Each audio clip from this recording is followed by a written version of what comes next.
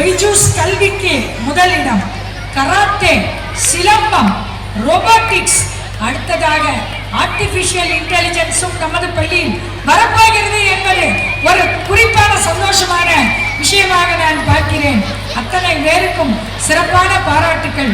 உங்கள் குழந்தைகள் இந்த பள்ளியில் இருந்து சிறந்த அவுட்ஸ்டாண்டிங் பெர்ஃபார்மராக வருவார்கள், ஏன் வந்திருக்கிறார்கள் என்பதற்கு இவ்வளவு நேரம் இங்கு விருது பெற்ற குழந்தைகள் தான் சிறப்பான சாட்சி என்று நான் கூறிக்கொள்ள ஆசைப்படுகிறேன்.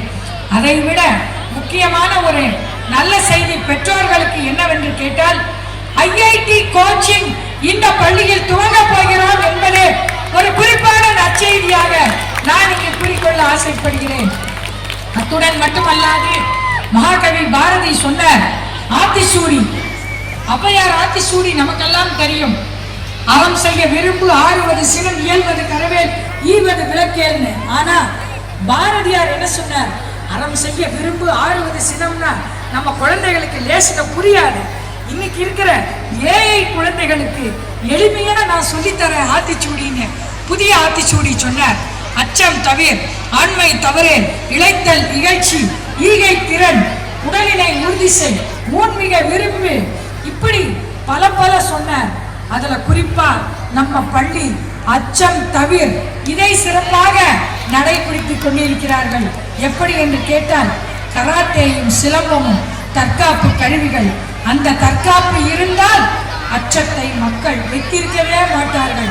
இந்த குழந்தைகள், இந்த பள்ளியின் குழந்தைகள் தைரியசாலிகள் என்பதை இந்த கராத்தேயும் சிலம்பமும் எனக்கு எடுத்துச் சொல்கிறது.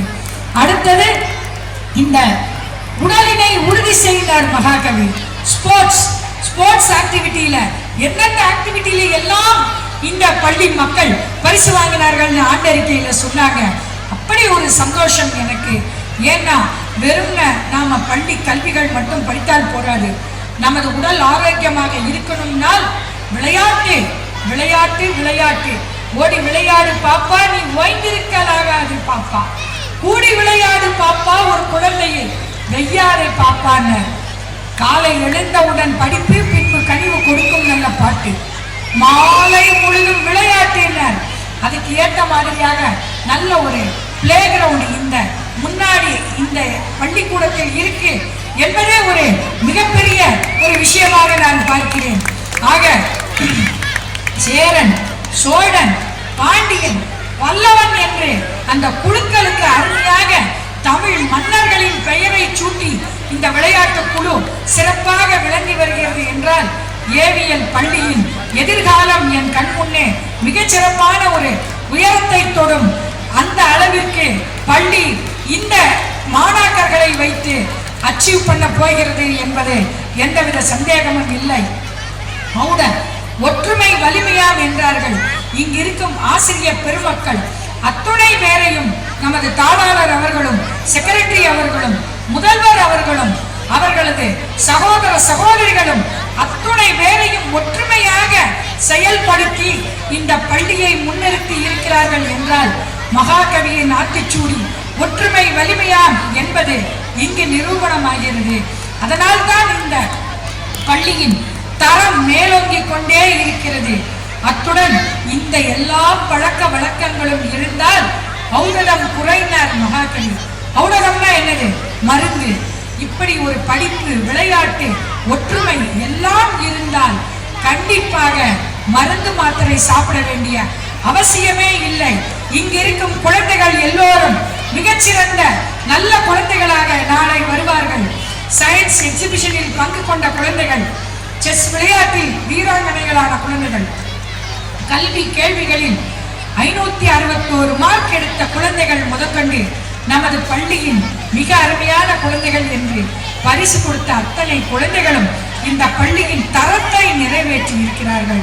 இவர்கள் எல்லோரும் மகாகவி பாரதியின் அந்த வார்த்தைகளை நிரூபித்திருக்கிறார்கள் என்று நினைக்கும் பொழுது ஏவியல் பள்ளியை நினைத்து எனக்கு மிகவும் மகிழ்ச்சியாகவும் பாராட்டு தெரிவிக்கும் விதமாகவும் நான் இந்த இடத்தில் நான் கூறிக்கொள்ள ஆசைப்படுகிறேன்.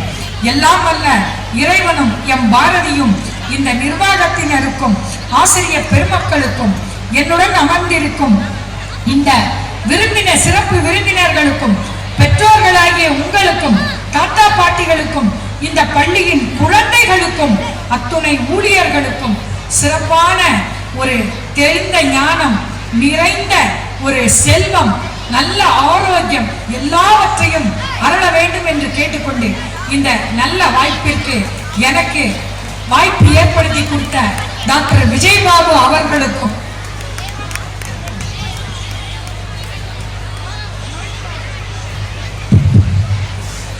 நல்ல வாய்ப்பை ஏற்படுத்தி கொடுத்த இந்த நிர்வாகத்தினருக்கு சிறப்பான நன்றியை தெரிவித்துக் கொண்டு நன்றி கூறி விடைபெறுகிறேன்.